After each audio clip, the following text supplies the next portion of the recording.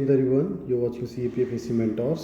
और आज एक बहुत इंपॉर्टेंट टॉपिक पे हम डिस्कशन करने वाले हैं कि CAPF 2024 के लिए हमारी क्या स्ट्रैटेजी होनी चाहिए जो कि फिजिबल भी हो और उससे आपकी एफिशिएंसी बढ़े ही बढ़े, साथ ही आपका स्कोर भी इतना इम्प्रूव हो जाए कि आप एक ही बार में बिल्कुल फाइनल मेरिट में आ जाएं।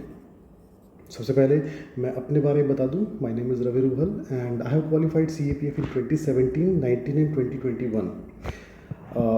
Unfortunately, in 2021, I was not able to attend physical efficiency test. I was scoring decent marks in 2021, but कुछ एक्सीडेंट हो गया था, कुछ इंजरी हो गई थी जिस वजह से मैं फिजिकल एफिशिएंसी टेस्ट अटेम्प्ट नहीं कर पाया, तो ये अटेम्प्ट वेस्ट हो गया। I have also qualified civil services prelims in 2020, RS examination, CDS 9 times and FCAT 3 times.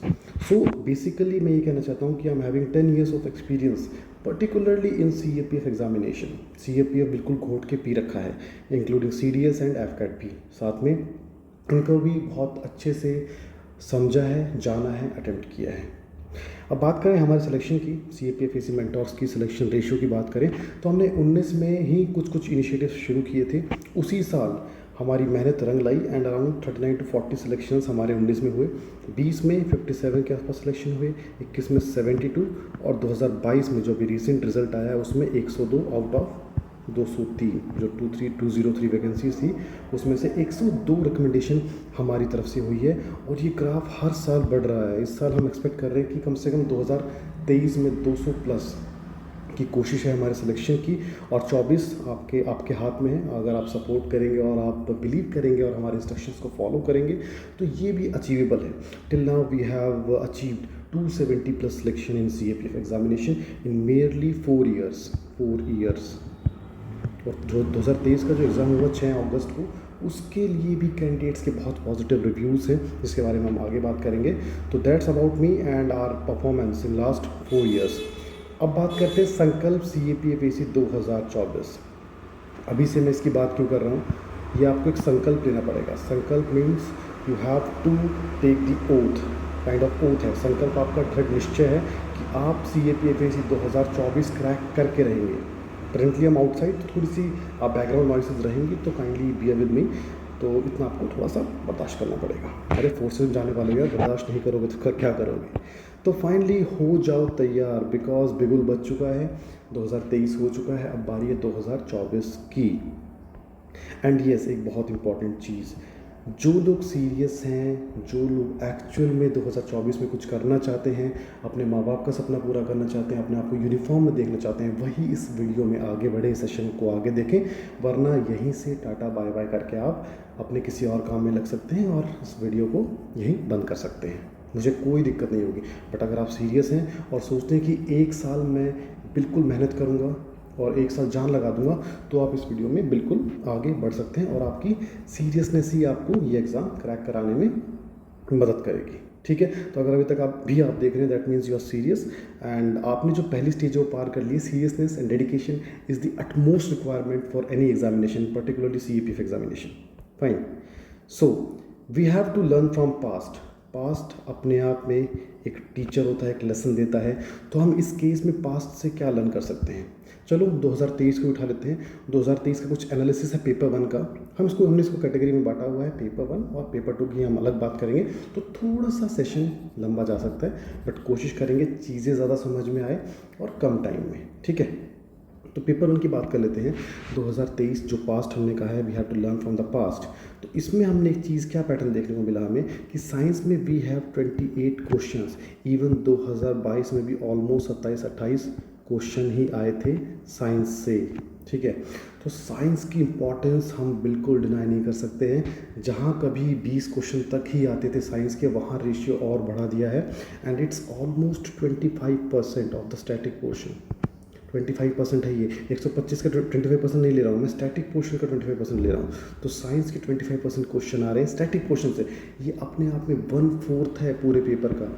आप समझ रहे हैं मेरी बात को, कितना ज़रूरी है साइंस। ठीक है, उसके बाद हमने इस बार थोड़ा सा पैटर्न में शिफ्ट देखा जो कि नॉर्मली नहीं मिलता है। यहाँ उल्टा हो गया, हिस्ट्री से 20 क्वेश्चन आए, वो हर साल आते हैं, कोई इसमें डाउट नहीं है। बट मेनली हमें दिखता है कि मॉडर्न से ज़्यादा क्वेश्चन आते हैं, बट इस बार गेम हो गया, यहाँ खेला हो गया। क्योंकि एंशियंट से 16 क्वेश्चन किसी ने भी एक्सपेक्ट नहीं किए होंगे। और एंशियंट में टफ और इजी कुछ नहीं होता, मुझे तो सारे टफ लगते हैं। ये मेरी पर्सनल एक मतलब आप मान लो कि तैयारी मान लो या मेरा इंटरेस्ट मान लो। एंशियंट को नॉर्मली लोग इतना अच्छे से कंफर्टेबल नहीं हो पाते हैं, मैं मेजॉरिटी की बात कर रहा हूँ। मिडिवल से जो एक्सपेक्टेड था ज़्यादा नहीं आया, एक ही क्वेश्चन आया, वो इतना इंपॉर्टेंट नहीं रहा हिस्ट्री पॉइंट ऑफ व्यू से। मॉडर्न से बहुत कम आए, मॉडर्न से केवल 3 क्वेश्चन आए जो कि डूएबल थे, टफ नहीं थे, फाइन। बट एंशियंट से 16 आना अपने आप में बड़ी बात है। बाकी आगे बात करेंगे। उसके बाद बात करते हैं कि क्वांटिटेटिव एप्टीट्यूड QA, इसमें 13 क्वेश्चन थे और 2 क्वेश्चन थे रीजनिंग से, 2 क्वेश्चन थे रीजनिंग से, फाइन। तो इसमें से भी मैंने ये देखा कि इसकी जो टफनेस है वो बढ़ी है। हाँ, साइंस की टफनेस भी इम्प्रूव हुई है, हिस्ट्री की टफनेस बढ़ी है, क्योंकि साइंस में कई न्यूमेरिकल भी थे और 11th-12th से भी क्वेश्चंस पूछे गए थे, ठीक है, ये हमने देखा। और NCERT तो उसका बेस था ही, ये सबको पता ही है। क्वांट्स के भी क्वेश्चंस के कुछ लेवल बढ़ा है, कुछ क्वेश्चंस टफ लगे मुझे, रीजनिंग के डुएबल थे। Geography, yes, it's the second highest question जिस सब्जेक्ट से पूछे गए वो जियोग्राफी। इसमें मैंने एनवायरनमेंट को भी इंक्लूड किया है, एनवायरनमेंट और मैपिंग को भी। 5 क्वेश्चंस एनवायरनमेंट के 23 में से जो कि ईजी लगे मुझे, एनवायरनमेंट के क्वेश्चंस ईजी थे। तो जियोग्राफी ने अपना जो मुकाम है, जो एक पोर्शन है क्वेश्चन पेपर में, वो मेंटेन किया है। उसके बाद जहाँ सबसे ज़्यादा ड्रास्टिक चेंज हमें देखने को मिला है वो मिला है पॉलिटी में। पॉलिटी में इस डैश का मतलब है मॉडरेट क्वेश्चंस। पॉलिटी के जो क्वेश्चंस हैं वो केवल 9 थे, जहाँ कभी 18, 16 इतने क्वेश्चंस आ ही जाते थे। अब वो रेशियो गिर के हो गया है 9 या 10। पिछली बार भी हमने सेम ही चीज़ ऑब्जर्व की थी।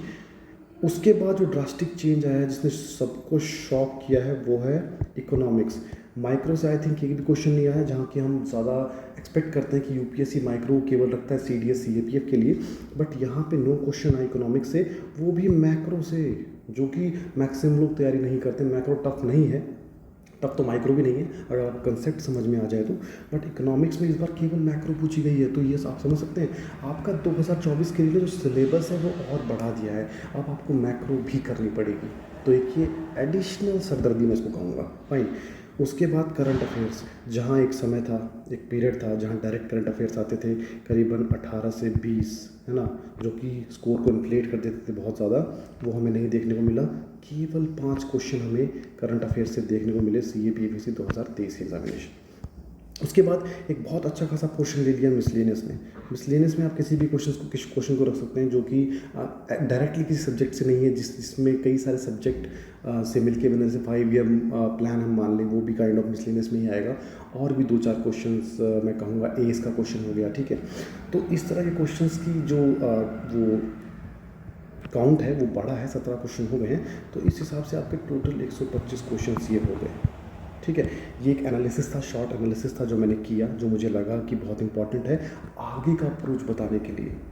अब what should be our approach in paper 1, पहले पेपर 1 की बात कर लेंगे, ठीक है। बुक लिस्ट बात कर लेते हैं, because book list is very important. तो हम एक एक करके बुक लिस्ट देखते हैं कि आपको कौन सी बुक, किस चीज़ के लिए कौन सी बुक चाहिए, एंड कैसे आप उसको पढ़ेंगे, क्या अप्रोच रहेगा, फाइन, एक आइडिया लग जाएगा। साइंस के लिए NCERT is the Bible from 6th to 10th, इसको घोट के पीना है। 11th और 12th, अगर आपका साइंस बैकग्राउंड है तो आप इनमें भी सिलेक्टेड टॉपिक्स पढ़ सकते हैं PYQs के अकॉर्डिंग। PYQs देख के, स्पेशली 2022 और 23 देख के, 2022 और 23 देख के आप पढ़ सकते हैं। 11th-12th की NCERT पढ़ सकते हैं। अगर आप आर्ट्स के हैं तो इतना घबराने की ज़रूरत नहीं है, because it is not possible that you can solve every question in science, है ना। अगर आप 28 के 28 के लिए जाएंगे तो नेगेटिव होने के चांसेस रहेंगे। Majority around 22 to 23 question 6th और 10th की NCERT से हो जाएंगे। इन एडिशन टू दैट आपको एक और चीज़ फॉलो करनी है, दैट इज़ ल्यूसेंट पे देख लें। कई बार बहुत रेडी फॉर रेफरेंस डेटा मिल जाता है और कई बार वो फंस जाता है, ठीक है। तो ये एक बहुत इंपॉर्टेंट सोर्स हो गया पेपर 1 के लिए। और geography GC Leong physical and 11th-12th NCERT। आपको ये बुक्स ना डायरेक्टली कहीं इतना, अगर आपको सॉफ्ट कॉपी चाहिए तो हमारी ऐप पे अवेलेबल है, CAPFC मेंटोर्स ऐप है, उसमें बुक लिस्ट या फिर सोर्सेज में आपको ये चीज़ें मिल जाएंगी, सेग्रीगेट किया हुआ, वहाँ से इजीली डाउनलोड करके आप पढ़ सकते हैं। हार्ड कॉपी मंगानी तो पुरानी वाली मंगाओ, अमेज़ॉन, फ्लिपकार्ट कहीं से मिल जाएगी। हिस्ट्री की बात करें 20 के आसपास क्वेश्चंस हम देखते हैं हिस्ट्री में। तो हिस्ट्री में एंशियंट के इस बार 16 क्वेश्चन थे, तो एंशियंट की इंपॉर्टेंस बढ़ गई है। जो तमिलनाडु की 11th क्लास की बुक है वो इसका प्राइम सोर्स हम कह सकते हैं। In addition to that Lucent भी फॉलो करो। फाइन। फॉर मेडिवल हालांकि एक ही क्वेश्चन था, इसकी प्रायोरिटी आप कम रखना, बट स्टिल आपको करनी तो है ही। तो मैं इसके लिए ज़्यादा कोई डीप सोर्स नहीं बताऊंगा बिकॉज टाइम बहुत कम रहता है। तो आप ल्यूसेंट को प्रायोरिटी पे रखो। ल्यूसेंट से मेडिवल कर लो, फंसेगा तो ठीक है, वरना एक दो क्वेश्चन अगर नहीं भी फंसते हैं आपको रिग्रेट नहीं होगा। फिर भी स्टिल हमारे पास टाइम है, तो आप NCERT फॉलो कर सकते हैं। NCERT, ठीक है, ये आप फॉलो कर सकते हैं मेडिवल के लिए। RC शर्मा आई थिंक है, RS शर्मा या RS शर्मा है, यस, एक ये बुक आती है मेडिवल की, ये आप कर सकते हैं NCERT की। फाइन। स्टिल अगर आप सोचते हैं कि यार मैं मेहनत करूँगा, बट इसको लास्ट में करना सबसे ना, जब आपको लगे कि अब सब हो चुका है तो मैं क्या करूँ। मॉडर्न इस हालांकि इस बार 3 क्वेश्चन ही आए, बट उम्मीद है कि नेक्स्ट ईयर ये बढ़ेंगे। तो स्पेक्ट्रम आप करेंगे राजीव अहिर सर की, ये एक इकलौता सोर्स है बहुत इंपॉर्टेंट। साथ में ल्यूसेंट सप्लीमेंट करेगा हर चीज़ को। पॉलिटी के क्वेश्चंस थोड़े कम हुए हैं, गिरे हैं, no doubt about that, fine, but still Laxmikanth का नया एडिशन भी आया है अभी, आई थिंक 7th एडिशन आया है, वो आप देख लें, तो वो वहाँ से आपको करनी है। फॉर क्वांट्स के क्वेश्चन आपके गलत नहीं होने चाहिए, इस बार तो थोड़ा लेवल और बढ़ गया है, ठीक है। तो फास्ट ट्रैक मैथ्स भाई राजेश वर्मा, इसमें ट्रिक्स वगैरह हैं, सारी चीज़ें हैं, वो आप कर सकते हैं। आपको इसका लिंक मैं डिस्क्रिप्शन में दे दूंगा। Fine. For economics NCERT plus Mrinal, ये सोर्सेज हैं। मैक्रो भी करनी पड़ेगी, ऑप्शन नहीं है, मैक्रो का हैंड आउट है। जितना सिविल सर्विसेज में पूछते हैं इस बार काइंड ऑफ उसी तरीके के क्वेश्चन कुछ आए थे, ठीक है, तो आपको मैक्रो करनी पड़ेगी। टाइम है यार, कर लो ना, क्या बुराई है, कोई बुराई नहीं है। फाइन। एनवायरनमेंट शंकर से कर लो, इजीली बन जाएंगे, डोएबल क्वेश्चन थे, कोई बड़ी बात नहीं। इस बार तो इवन 2 क्वेश्चन अपना ये हजार्डस पॉल्यूटेंट्स के ऊपर थे, तो बहुत इजीली बन गए थे, इतने टफ नहीं आते हैं। फाइन। रीजनिंग के लिए PYQs, इससे ऊपर मत करो कुछ, थोड़ी सी प्रैक्टिस, बस PYQ से हो जाएगा। Current affairs, yes, current affairs का रामबाण, सारांश मैगजीन, बायस, CAPFAC मेंटोर्स। फाइन, इसको कर लो, बहुत अच्छे समझाया गया है। इसके जो एडिशंस है ना वो जुलाई 2022 से चालू हुई है, जुलाई 2022 से हर महीने आ रही है, फ्री है, ठीक है। जुलाई से लेके अभी इसका जुलाई का जो रिसेंट एडिशन है वो हम थोड़ा सा डिले हो गया बिकॉज 2022 और 23 की सारी चीज़ें एक साथ हो रही थी, तो हम थोड़ा बिजी थे। वो आने वाला है, उसको चेकआउट कर लेना, ऐप और वेबसाइट दोनों पे मिल जाएगा। मिसलेनियस कहाँ से करें? मिसलेनियस के लिए तो भाई एक ही सोर्स है, ल्यूसेंट कर लो, प्लस जो PDFs हम देंगे, PDFs वगैरह हम देते हैं जैसे वही गवर्नमेंट स्कीम्स, इन सब चीज़ों की, वो वहाँ से हो जाएगा, इसमें कोई डाउट नहीं है। बस तो आपको अब मिसलेनियस की कोई लिमिटेशन नहीं है, कोई पर्टिकुलर बुक नहीं है, कहीं से भी पूछ सकते हैं। तो अपडेटेड रहो, जो गवर्नमेंट स्कीम्स निकाले उनको देखते रहो, साइंस एंड टेक देखते रहो। उसके अलावा भाई आप ल्यूसेंट पढ़ते रहो, तो वही उसका एक सोर्स है। और इसको इतना ज़्यादा पैसे नहीं लेना है, इसमें से मैक्सिमम क्वेश्चन बन जाए वही बहुत है, ठीक है। और ये होगी आपकी बुक लिस्ट। या फिर आप एक काम कर सकते हैं, यू कैन ज्वाइन आवर संकल्प बैच। फाइन। इस सारी हेडेक को अगर आपको नहीं लेना है, ये आप सोचते हैं यार कहाँ से क्या करेगा, कौन क्या प्रोवाइड करेगा, क्या नहीं करेगा, कहाँ से मैं अरेंज करूँ, कैसे पढ़ना है, क्या करना है, वो अगर आपको समझ में नहीं आ रहा है, यू आर बिगिनर, और आपको लगता है कि आप अपना 1 साल हमें दे सकते हैं, तो यू कैन ज्वाइन संकल्प batch. It is complete foundation batch, ठीक है। ये पेपर 1 पेपर 2 दोनों के लिए है, इसमें आपको और कुछ करने की ज़रूरत नहीं है। ये आपने लिया, आपने एनरोल हुए, एंड आपकी रिस्पॉन्सिबिलिटी हमारी, including PDFs, sessions, notes, lectures, test series, सब कुछ है इसमें, ठीक है। ये एक आपके पास ऑप्शन है। तो पेपर 1 की स्ट्रैटेजी की बात कर लेते हैं। क्या स्ट्रैटेजी रहेगी? 160 इज़ द मिनिमम बेंचमार्क। अगर आप ये स्ट्रैटेजी फॉलो करते हैं तो 160 मार्क्स तो मैं आपके लिख के दे रहा हूँ। इसके ऊपर sky is the limit, you can even touch 200, हुआ है इसलिए बोल रहा हूँ, ठीक है। एंड स्ट्रैटेजी काम करेगी मेनली बिगिनर्स के लिए, जो ऑलरेडी एग्ज़ाम दे चुका है या डिसेंट स्कोर है या आसपास है कट ऑफ के, वो और इम्प्रोवाइज़ कर सकता है। बट ये बिगिनर्स के लिए जिनके अभी 1 साल है अपने पास, 1 साल इसका मतलब अपने पास 52 वीक्स, ये मान के चलो आप, ठीक है। तो पहले 6 महीने, इसका मतलब अगस्त, अभी अगस्त चल रहा है, अगस्त से जनवरी 2024 तक आपकी स्ट्रैटेजी क्या रहनी चाहिए? You should follow 3 hours. What is 3 hours? Read, revise and repeat. This should be your strategy for the first 6 months till जनवरी 2024। इसमें आपको जो सोर्सेज मैंने ऊपर बताए वहाँ से पढ़ना है, उसको रिवाइज करना है, and you have to repeat this cycle. हर एक सब्जेक्ट का कम से कम 5-5, 6-6 बार रिवीजन होना चाहिए। Yes, it is doable. लोगों ने 2 महीने, 3 महीने में भी अच्छी रैंक लगाई है, आपके पास तो 12 महीने हैं। This is the golden 3 hours. ये वो राजा मौली वाली मूवी नहीं है, RRR, वो मूवी नहीं है ये, नाटू नाटू वो नहीं है ये है रीड, रिवाइज, रिपीट। उसके बाद नेक्स्ट 6 महीने आप क्या करेंगे? उसके लिए स्ट्रैटेजी है PIR, P for practice. Practice कहाँ से करेंगे? टेस्ट सीरीज़ हम लोग भी लॉन्च करेंगे, और संकल्प में तो है ही। साथ ही PYQs, CAPF, CDS, NDA, engineering service, जितने भी एग्ज़ाम है जिसमें स्टैटिक पोर्शन है, आप उसका PYQs लगाइए। UPSC रिपीट करती है चीज़ों को, इस बार भी देखा हमने, हमेशा देखते हैं, तो वहाँ से भी आपकी एक जो रिपीटेड क्वेश्चन है वहाँ आप गलत नहीं हो सकते, सिंपल सी बात है। उसके बाद आई है इम्प्रोवाइजेशन बहुत ज़रूरी है। आपने प्रैक्टिस की, टेस्ट सीरीज लगाई, आपने एक्सप्लेनेशन पढ़ा, आपने एक नई चीज़ सीखी, अब उसी चीज़ को देख के आप इम्प्रोवाइज़ करें नेक्स्ट मॉक में, नेक्स्ट जो भी आप पेपर लगाएं, PYQ लगाएं, टेस्ट सीरीज़ लगाएं, और आप में एक हैबिट आनी चाहिए कैसे एलिमिनेट करना है, कैसे मैं नॉलेज गेन की उसको मैं यूज़ करूँ एलिमिनेशन में या बाकी चीज़ों में, ठीक है। And R is for repeat और रिवाइज। जो आपके ग्रे एरियाज आपको पता लगते हैं कि भाई देखो ये 10 सेक्शनल टेस्ट हैं, मेरे ना ऐसा है कि मेरे ना एंशिएंट में बहुत कम आ रहे, तो आपको एक डायरेक्शन मिल गया कि एंशिएंट में मुझे फोकस करना है। मैं एक एग्जांपल दे रहा हूँ, ठीक है। तो ये हो गया आपकी 1 साल की स्ट्रैटेजी पेपर 1 की। आपको प्रायोरिटाइज़ करना है चीज़ों को, प्रायोरिटाइज़ करना है। साइंस सबसे पहले आप बहुत अच्छे से करेंगे, ज्योग्राफी बहुत अच्छे से करेंगे, हिस्ट्री करेंगे। इस तरीके से आपको सीक्वेंस पता होनी चाहिए। मैंने आपको ऊपर एनालिसिस बता दिया कि किस सब्जेक्ट के कितने क्वेश्चन आते हैं, तो उसको उसी हिसाब से टाइम डिवोट करना है। आगे समझ में? ठीक है।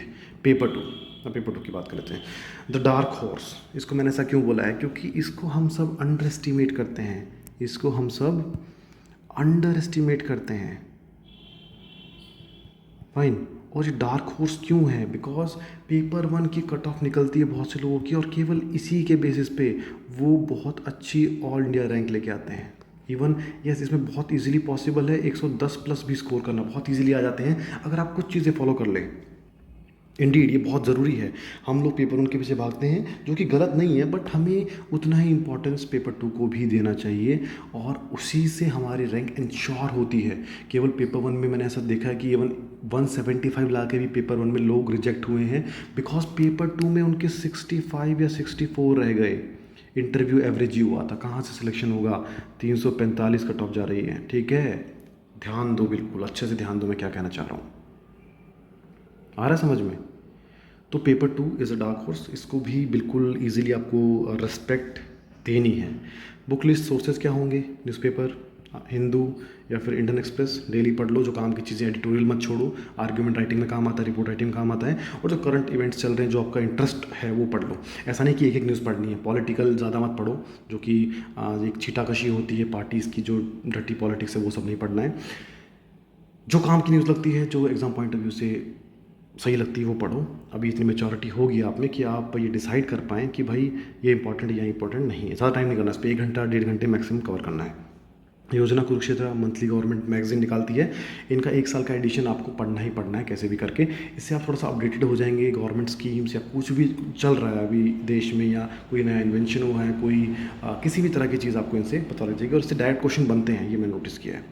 उसके बाद आपको ग्रामर भी इक्वली इंपॉर्टेंस देनी है, ग्रामर को भी। SP Bakshi, plain to paramount, इससे आपके सारे टॉपिक्स कवर हो जाएंगे, फाइन। या फिर आप ज्वाइन कर सकते हैं हमारा विजेता बैच, ये कल ही लॉन्च हुआ है, विजेता पेपर 2 बैच। ये एक्सक्लूसिवली पेपर 2 बैच है, इसकी डिटेल्स मैं बाद में शेयर करता हूँ या डिस्क्रिप्शन बॉक्स में इसकी डिटेल्स अवेलेबल हैं। ठीक है, तो paper 2 strategy 100 marks, it is easily possible, बहुत ज़्यादा पॉसिबल है, कोई बड़ी बात नहीं। बिना तैयारी के यार वो लोग 85-90 ले आते हैं, तो 100 मार्क्स तो क्या है, आप तैयारी करके जाएंगे, right. Yes, it's the dark horse. Answer writing बहुत ज़्यादा इंपॉर्टेंट है, ये स्ट्रैटेजी में आपकी आनी चाहिए। यू हैव 52 वीक्स मान के चलो, तो कम से कम आपको 50 एसेज लिखने हैं, कम से कम। ठीक है, अब आप सोचेंगे सर एक बात बताओ, क्या मैं हर वीक एक लिखूं या फिर मैं लास्ट के 6 महीने में लिखूं या कैसे करूं, मुझे नहीं पता, अपने आप डिसाइड करो। क्योंकि अगर मैं बोलूँगा हर वीक लिखना है तो बहुत से लोग ऑलरेडी वर्किंग हैं, उनके लिए पॉसिबल नहीं है, या कुछ भी और अदर कमिटमेंट्स होते हैं, उनके लिए पॉसिबल नहीं हो पाता है। ठीक है, मुझे नहीं पता, आप कैसे भी करके 50 एसेज लिखो। बेस्ट तो यही है कि हर वीक संडे को एक ऐसे ज़रूर लिखो। ठीक है, उसके बाद कम से कम आपकी 50 रिपोर्ट्स भी होनी चाहिए। ठीक है, आप न्यूज़पेपर वगैरह पढ़ रहे हो, अपने आप ही टॉपिक बना सकते हो, वरना हम फ्री में जो वीकली टेस्ट रखते हैं उनको टॉपिक दे लो यार, जो इजीली अवेलेबल है वो तो चीज़ें करो ना। 15 से 20 प्रेस राइटिंग आपको करनी है, 25 से 30 आर्ग्यूमेंट लिखने हैं, ये आपको करके जाना पड़ेगा। कैसे करोगे, प्लान अपने आप करो। यहाँ पे अगर आपको स्पून फीडिंग बिल्कुल नहीं मिलेगी, मैं आपको प्लान बना के दूंगा, हर सबके लिए फॉलो नहीं, वो सब फॉलो नहीं कर सकते उसको। ठीक है, उसके बाद सेकंड इज़ इवैल्यूएशन। या तो आप सेल्फ इवैल्यूएट करें, अगर आपको लगता है कि यार आप अफोर्ड नहीं कर सकते हैं, या फिर आप सोचते हैं कि नहीं यार अभी मैं इतना ज़्यादा नहीं सोचता, मैं अपने आप ही इवैल्यूएशन कर लूँगा, तो इवैल्यूएशन करो, या तो खुद करो या पेड टेस्ट सीरीज़ लगाओ, कोर्स ज्वाइन करो, तो इट इज़ इक्वली इंपॉर्टेंट। या फिर किसी सीनियर को दो जो आपको लगता है कि ये बंदा मेरी कॉपी बिल्कुल न्यूट्रल होकर चेक कर पाएगा। ठीक है, उसके बाद यू हैव टू इम्प्रोवाइज। जो भी आपको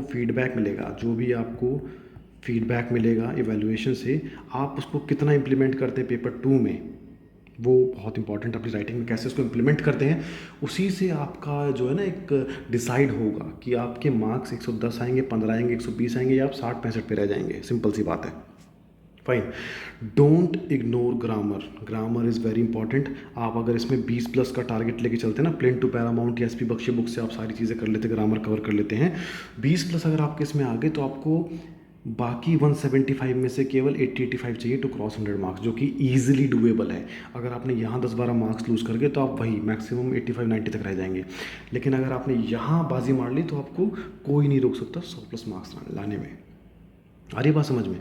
इसके अलावा जो एक पॉइंट बहुत इंपॉर्टेंट है, टॉपिक्स मत रटो।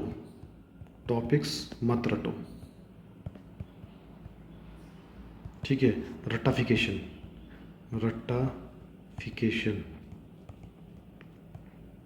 ठीक है, ये तो 3D टाइप हो गया, ये सब मत करो, ये कोई वर्ड है नहीं जो आप लोग के पीछे भागते हो ना कि सर 50 टॉपिक दे दो मैं उनको रट लूँगा। लिखो सही यार, लिखो ना। इतनी ज़्यादा के ज़्यादा इसमें आपको अगर नॉलेज होगी, ज़्यादा डेटा हो गया, तो it is equally harmful. 300 words में ऐसे लिखना बहुत बड़ी बात है। आपके पास 600 वर्ड्स नहीं है, you only have 300 words.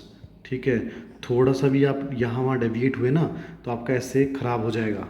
Simple सी बात है, रट्टा मत मारो, चीज़ें पढ़ते रहो, डायरेक्ट लिखो, अपनी जो थॉट प्रोसेस है उसको पेपर पे लिखो, प्रैक्टिस करोगे तभी आएगी। यस, ये बहुत इंपॉर्टेंट है।